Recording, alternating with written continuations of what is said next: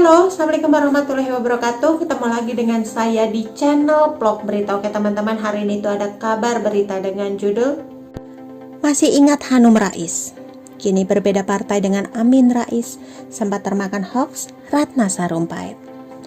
Siapa yang tak kenal dengan sosok Hanum Rais?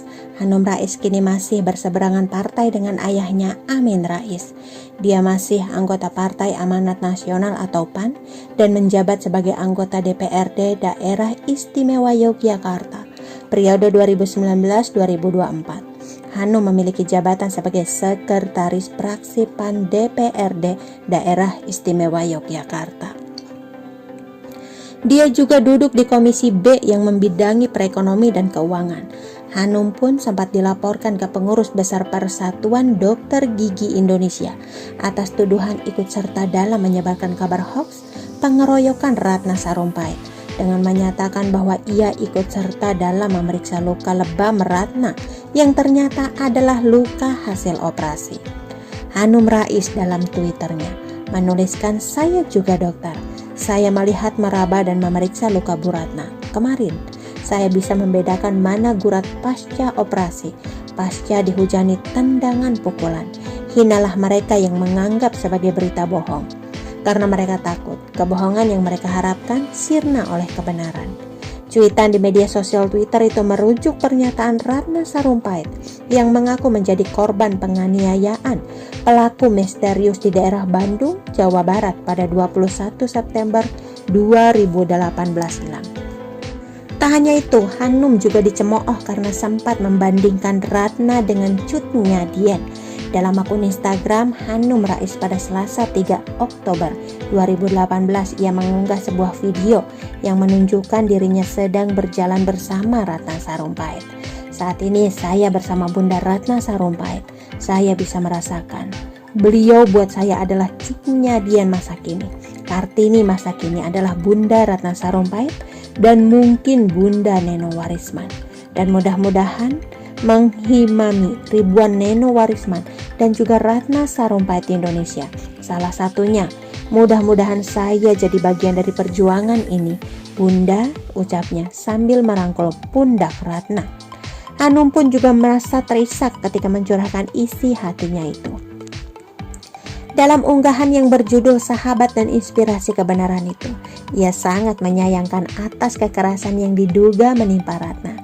Ia juga menganggap tindakan itu sama seperti melanggar perintah Tuhan untuk menghargai ibu dan perempuan, serta meninggikan derajatnya. "Saya tidak membohongkan. Saya tidak membayangkan tanggal 21 September lalu, bagaimana ia dipaksa keluar dari taksi. Kemudian kepalanya dihantam ke jalan lalu mengalirlah aniaya demi aniaya bertubi-tubi di wajah beliau.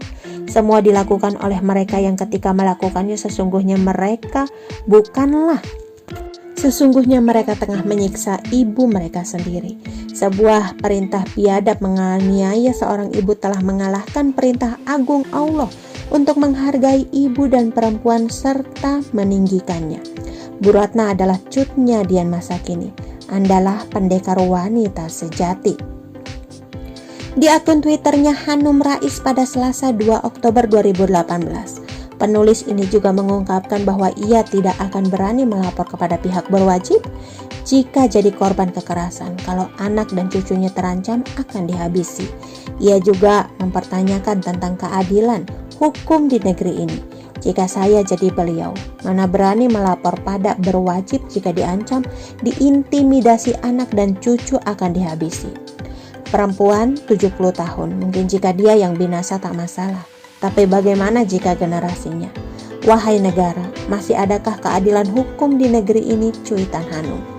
Ketua Umum Dewan Pimpinan Nasional Syarikat 98, Hengki Irawan menduga Hanum Salsabila Rais telah melanggar kode etik kedokteran dan menggunakan referensi profesi secara tidak benar. Hal ini setelah Hanum Rais menyatakan dirinya seorang dokter yang telah meraba dan memeriksa luka Ratna Sarumpait. Dilansir dari manado.tribunnews.com. Dia menyatakan dirinya membedakan gurat luka pasca operasi dan mana luka pasca penganiayaan. Padahal belakangan diketahui Ratna Sarumpait berbohong mengenai penganiayaan yang dialami. Atas dasar itu, Hengki beserta jajaran pengurus DPN Syarikat 98 mendatangi kantor pengurus besar Persatuan Dokter Gigi Indonesia. Dia menilai pernyataan itu telah menggunakan referensi profesi secara tidak benar dan merupakan pelanggaran kode etik kedokteran. Profesi kedokteran termasuk kedokteran gigi merupakan keahlian tertentu yang hanya dimiliki oleh orang yang mendalami pengetahuan tentang itu. Dia menjelaskan keahlian itu tentu sangat berbahaya apabila dipergunakan untuk mengukuhkan kabar bohong, sehingga bisa menyesatkan halayak. Tentu dampaknya akan berbeda apabila yang menyebarkan adalah orang awam di bidang tersebut. Berdasarkan pernyataan di medsos, Hanum Rais menunjukkan indikasi pelanggaran kode etik profesi kedokteran gigi di pasal 4 ayat 2, pasal 6, pasal 20 ayat 1 dan 2 dan 3. Untuk itu, menurut PBPDGI mencabut izin profesi Hanum Rais. Melalui pencabutan izin profesi, dia menambahkan, diharapkan dapat mendisiplinkan Hanum Rais agar bertanggung jawab dengan profesi selaku dokter gigi serta menghayati pasal-pasal kode etik dokter gigi Indonesia. Kami berharap penegakan atas pelanggaran kode etik dapat berdampak pada terlindungnya ketenangan masyarakat oleh pernyataan-pernyataan yang mereferensi profesi tersebut secara tidak berdasar paparnya. Oke teman-teman, itu sedikit berita dari channel Vlog Berita. Sampai ketemu lagi di berita-berita selengkapnya. Assalamualaikum, bye-bye.